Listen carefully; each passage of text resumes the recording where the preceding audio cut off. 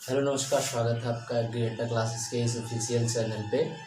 तो basic agriculture का जो पार्ट चल रहा था, तो बेसिक एग्रीकल्चर के पार्ट 1 हो गया है, पार्ट 2 हो गया।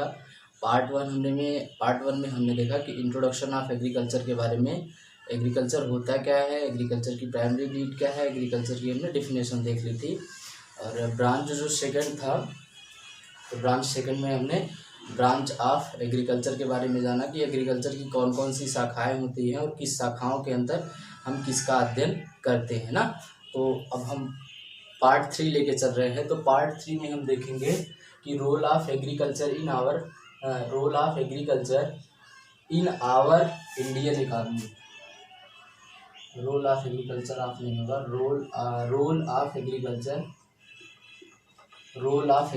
इन आवर इंडियन इकॉनमी की भारतीय अर्थव्यवस्था में हमारे कृषि का क्या योगदान है ना। तो भारतीय कृषि का अगर अर्थव्यवस्था में योगदान देखा जाए तो ये तो हमने 4-5 पॉइंटों में लिख दिया है। अगर इसको डिटेल्स में स्टडी करना हो तो कम से कम बहुत समय लगेगा उसको स्टडी करने में। ये हमने समराइज करके 5-6 पॉइंट्स में आपको बता दिए हैं। जो पूरा है उसको समरी के रूप में 5-6 पॉइंट में हमने सबको सब बता दिए हैं। तो जैसे अगर रोल की बात करें हमारे एग्रीकल्चर का, तो पहली बात तो ये जानिए कि हमारा जो एग्रीकल्चर होता है हमारी अर्थव्यवस्था का प्राइमरी सेक्टर होता है। अर्थव्यवस्था में हमारे 3 सेक्टर होते हैं। एक प्राइमरी सेक्टर होता है, सेकेंडरी सेक्टर होता है और टर्सरी सेक्टर होता है। तो प्राइमरी सेक्टर में एग्रीकल्चर आता है, सेकेंडरी सेक्टर में मैन्युफैक्चरिंग इंडस्ट्री आती है, टर्सरी सेक्टर में सर्विस सेक्टर आते हैं जो सेवाएं प्रदान करते हैं। ठीक, तो हमारा एग्रीकल्चर जो है हमारी इकोनॉमी का प्राइमरी सेक्टर है। तो एग्रीकल्चर क्या करता है, रॉ मटेरियल प्रोवाइड करता है, कच्चा पदार्थ प्रोवाइड करता है। कच्चा पदार्थ में जैसे कि राइस ले लीजिए सपोज दैट, तो राइस का जो हम मिलिंग करते हैं, राइस की हार्वेस्टिंग करने के बाद उसकी मिलिंग करते हैं, तो उससे जो राइस का ब्रांड निकलता है उपयोग उसका इंडस्ट्री में जाता है, तो उसका प्रयोग करते हैं। जैसे मुर्गियों का जो मुर्गी पालन होता है, मुर्गी पालन में लीटर के रूप में करते हैं। जैसे जूट हो गया, काटन हो गया, तो काटन से जो कच्चा पदार्थ निकलता है वो मैन्युफैक्चरिंग इंडस्ट्री में जाता है, टेक्सटाइल इंडस्ट्री में जाता है, तो वहाँ पे कपड़ा बनता है। शुगर से रस निकलता है, तो रस का उपयोग होता है, जैसे एस्टिक एसिड का प्रयोग करते हैं बनाने के लिए, सिरका बनाने के लिए उसका उपयोग करते हैं ना। तो एग्रीकल्चर हमारा क्या करता है, रॉ मटेरियल प्रोवाइड करता है। तो जो हमारी इंडियन पॉपुलेशन है वो most of the Indian population वो रूरल एरिया से बिलोंग करती है, गांव में निवास करती है ना। तो हमारा एग्रीकल्चर क्या करता है, उनको भोजन प्रोवाइड करता है, उनका जीवन यापन उनको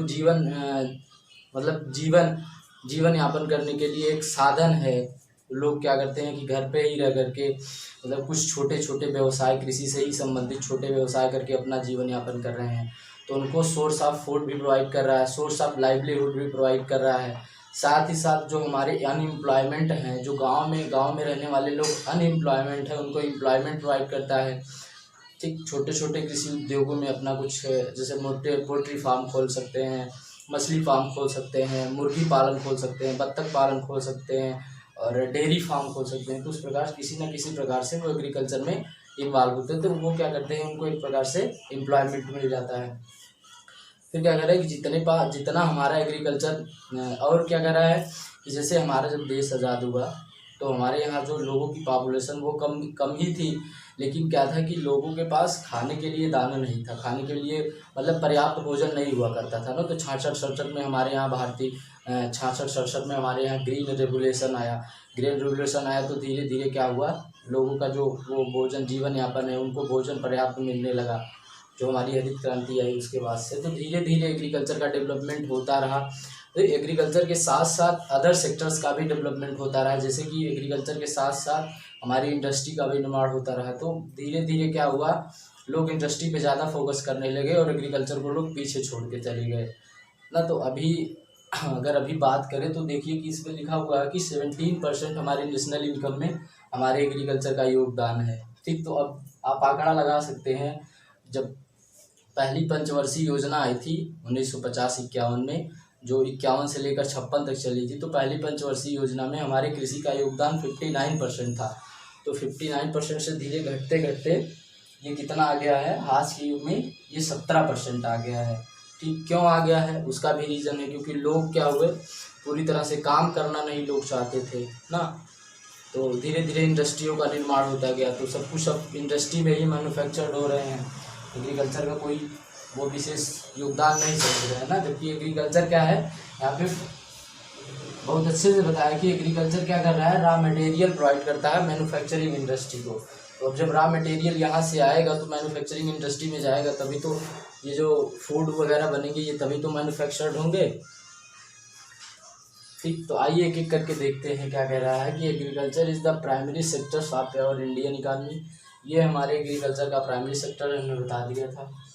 दे are contribute to 17% of our GDP। जो हमारी नेशनल इनकम है, जो हमारी राष्ट्रीय आय है, तो उसमें हमारे एग्रीकल्चर का 17% योगदान है। फिर दूसरा पॉइंट कह रहा है कि source of food and livelihood. Source of food and livelihood, भोजन का और जीवन यापन का एक साधन है। फिर कह रहा है कि 17% ऑफ द इंडियन पॉपुलेशन।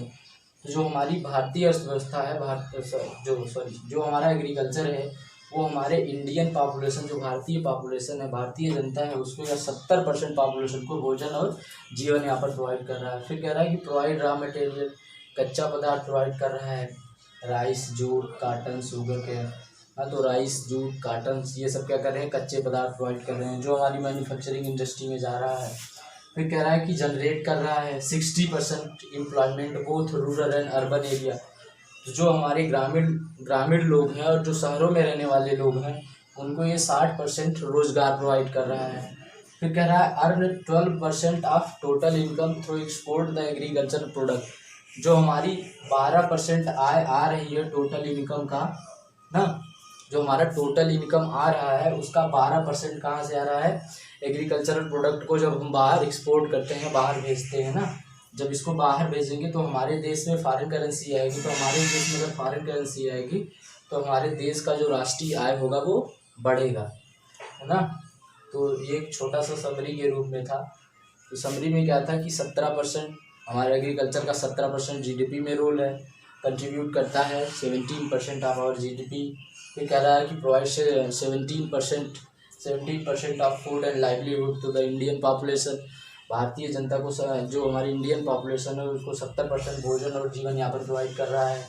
फिर कह रहा है कि provide raw materials like jute, rice, cotton, sugar cane to the manufacturing industry. जो मैन्युफैक्चरिंग इंडस्ट्री है उसको प्रोवाइड कर रहा है। फिर कह रहा है generate 60% of employment for both the rural and urban area. Rural और अर्बन एरिया को एम्प्लॉयमेंट प्रोवाइड कर रहा है। फिर कह रहा है कि earn 12% of total income through export the agricultural product. तो हम एग्रीकल्चरल प्रोडक्ट को एक्सपोर्ट करते हैं बाहर ना, जैसे हमारे यहाँ रबर ज़्यादा हो रहा है, काफ़ी हो रहा है, मिल्क हो रहा है, तो इन सबको हम क्या करेंगे, एक्सपोर्ट करेंगे। जब बाहर एक्सपोर्ट करेंगे तो वहाँ से हमारे यहाँ फॉरेन करेंसी आएगी। तो हमारे यहाँ जब फॉरेन करेंसी आएगी तो सीधी सी बात है कि हमारे देश की इनकम बढ़ेगी ना। तो बस आज के लिए इतना ही। बाकी अब नेक्स्ट जो पार्ट आएगा, पार्ट 4, तो उसमें हम एग्रीकल्चरल एवोल्यूशन के बारे में बात करेंगे, एग्रीकल्चर एवोल्यूशन कैसे होगा। ठीक, आज के लिए इतना ही। Thank you.